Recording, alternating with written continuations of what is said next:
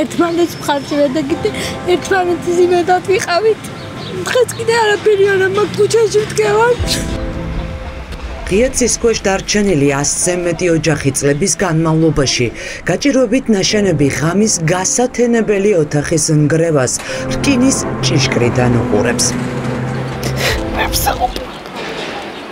შვილები გყავთ მათია?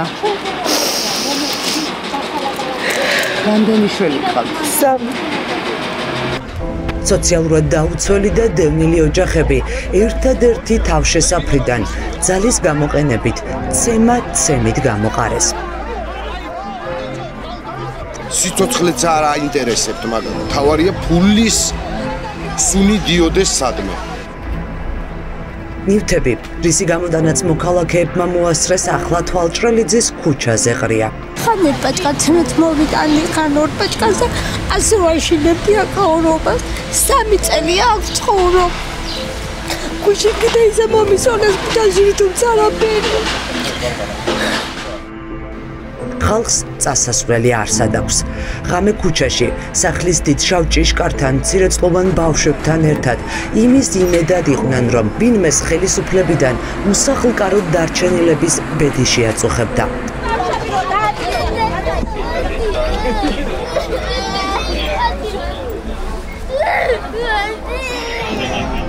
თუმცა მათთვის არავის არაფერი უკითხავს, არაფერი შეუთავაზებია.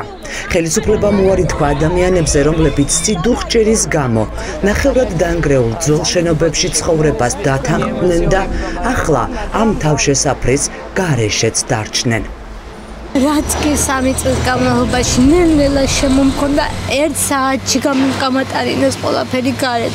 ხედავდი რომ აზრი არ ქონდა წინააღმდეგობის გაწევა და შემეშინდა იმისი რომ პატარა წინაშე ლაპარაკება და ბავშვებს ბიჭებს იჭერდნენ და შვილს ნამდვილად ვერ წავაყვანინებთ და მაგის ცოტა არ მიყიდა. აი რა უნდა მექთა მთელი ცხოვრება რომ ციხის კარზე მდგარიყავი.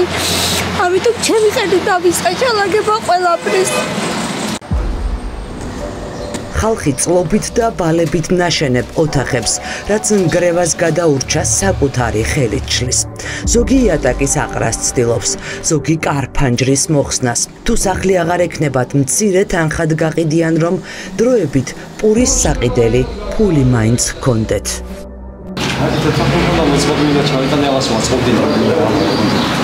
და ახლა თქვენივე გარემოთ ფულის შლია ხაზარი. გაქვთ სადმე წასასვლელი? ასად არ მაქვს, მაგრამ სასადავას საწყობება მათარი მე დავის. სადმე იცხოვრობთ? ოჯახთან ერთად დარჩით გარეთ?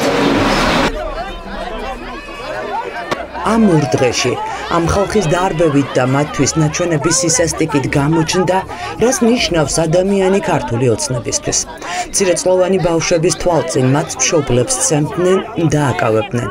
5 შვილის დედა მხოლოდ იმის გამო დააპატიმრეს, რომ დასვა კითხვა, სად წავიდნენ.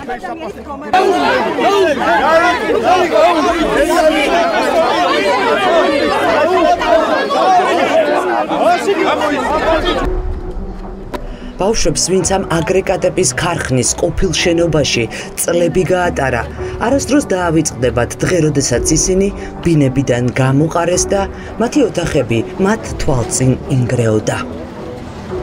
სიტყვასაც არ გიხსნიდნენ, ეგრევე შეტევაზე გადმოდიოდნენ და ძირს აგდებდნენ და ისე ახოხიალებდნენ, რომ ადამიანებად არ თვლიდნენ და თვითონ მათ ადამიანებად მოაქმნեն თავი მათ რომ ვთქვით. ბავშვი იყო შიგნით ჩემი და თხოვი რომ შემოვალ ბავშვს დავინახო, რატომ შემოდიხარ? ცხოვრობდი მეთქი ხარ. არ შემიშვეს პოლიცია. შიგნიდან კარი მომიხურა, აქეთიდან პოლიცია იყო და მოხდა შიგნით. ბავშვი შიგნით იყო. ვის ქონებას იცავს შინაგან საქმეთა სამინისტროს ასობით თანამშრომელი, რომელიც ხალხის შენობიდან გამოსაყრელად გელა-გელაძემ თვალჭრელიძის ქუჩაზე გაუშვა. ვინ არიან ნიღბიანი პირები, რომლებიც ტერიტორიაზე 2 დღის განმავლობაში გადაადგილდებიან. მე მაქვს უფლება შეკითხვაზე გავცე პასუხი, ეს თქვენ იცით ძალიან კარგად, მაქვს უფლება შეკითხვაზე პასუხი არ გავცე. ესეც იცით ძალიან კარგად. ერთი წუთი. დაკითხვაზე არ ხართ, ბატონო გიორგი, საკუთარ უფლებების გაცნობას რომ თხოვთ ახლა. რომელ პასუხებსაც მე ვარ არც მე ვარ პროკურორი და არც თქვენ ხართ ბრალდებული. დოკუმენტების შესწავლის შედეგად ვადგენთ, რომ 45801 კვადრატული მეტრი ტერიტორია 5 შენობა ნაგებობით ოფიციალური დოკუმენტების მიხედვით Flexi Properties საკუთრება. ახლა ეს კომპანია აზერბაიჯანის მოქალაქე აბულფაზ მელიკოვის სახელზეა გაფორმებული. თუმცა დოკუმენტების შესწავლის შედეგად ვადგენთ, რომ აზერბაიჯანელი ბიზნესმენი ამ კომპანიაში 5 თვის წინ გამოჩნდა. შაბათის ეთერის ხელშია საჯარო რეესტრში დაცული დოკუმენტები, რომლის მიხედვითაც Flexi Properties 2025 წლის 11 მარტამდე ბიძინა ივანიშვილის ახლო მეგობრის, გავლენიანი ბიზნესმენის ბანო ჩხარტიშვილის ოჯახის საკუთრება იყო.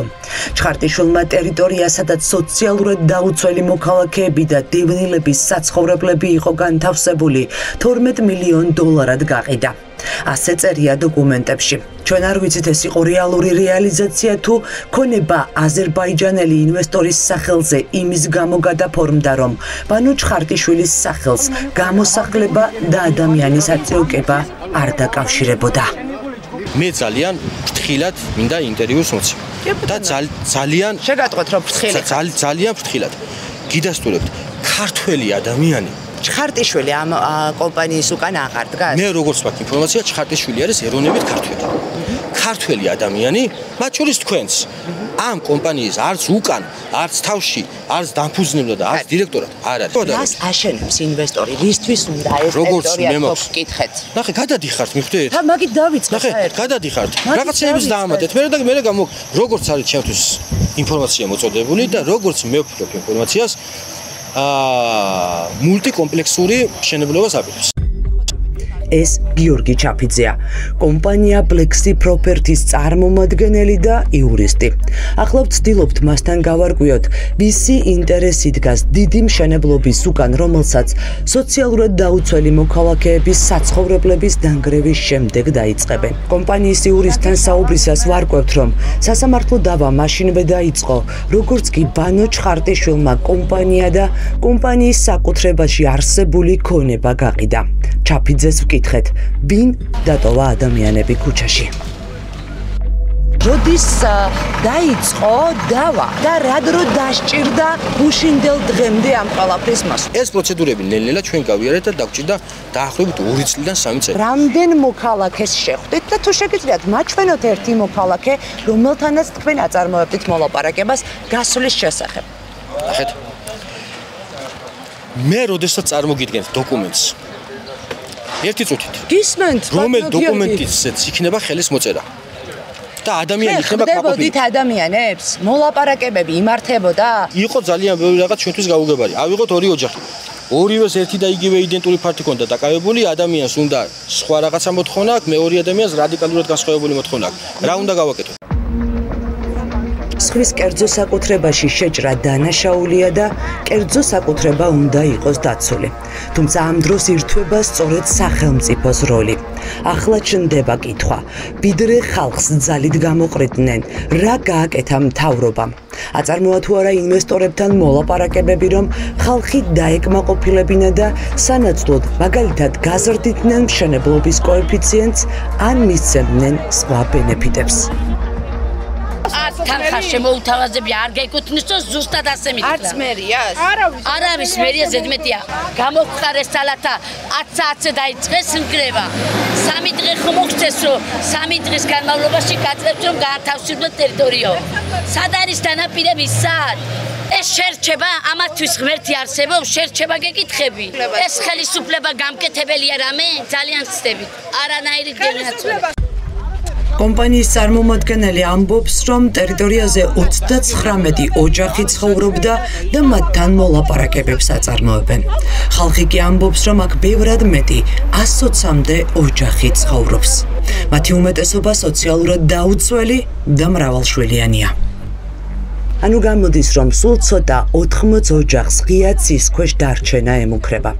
ოკუპირებული რეგიონებიდან დევნილი ადამიანები, ეკომიგრანტები და სოციალურად დაუცველი მოქალაქეები, ისინი ვისი ერთადერთი შემოსავალიც სახელმწიფოსგან გადახდილი 200 ლარია.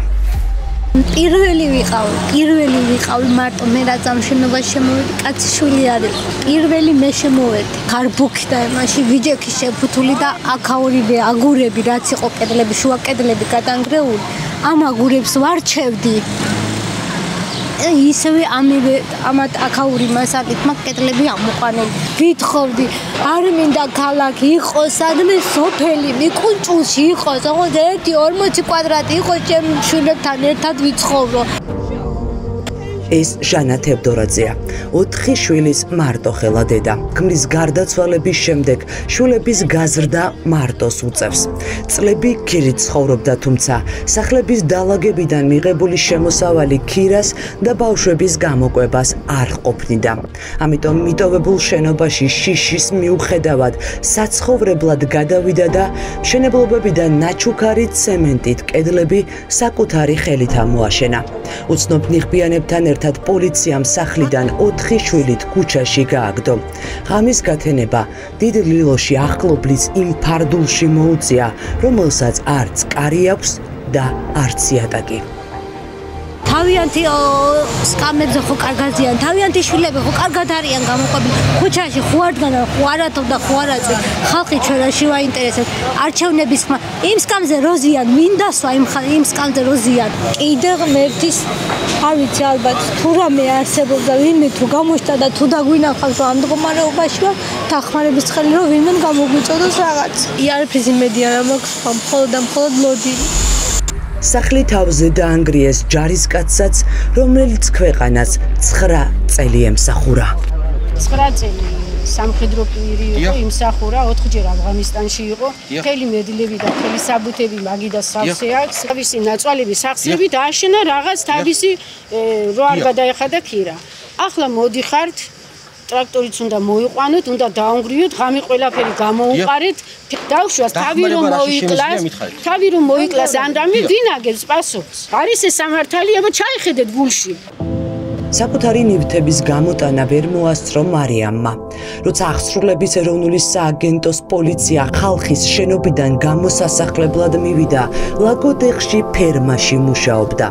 ტელევიზორიდან გაიგო, რომ უნგრევდნენ ოთახს, რომელსაც 1 წლის განმავლობაში ბანკიდან აღებული 25,000 ლარიანი სესხით არემონტებდა. ანუ არც დავწერი ვარ, არაფერი არ გვაქვს მართლა და ბრიგადაში მუშაობდი ლაგოდეხში მე თვითონ. ამასაც ბაღი აქვს ხან აქ, ხან სადაც გამოჩეთებოდა დღიური მუშა და რასაც ვიღებდი ვახმარდი აქ. მშობლებიც არ ყავს მარია. დედა მყავს მხოლოდ. ცუდად აქვს. მასაც შენარჩენ. როგორ? მასაც შენარჩენ დაულები.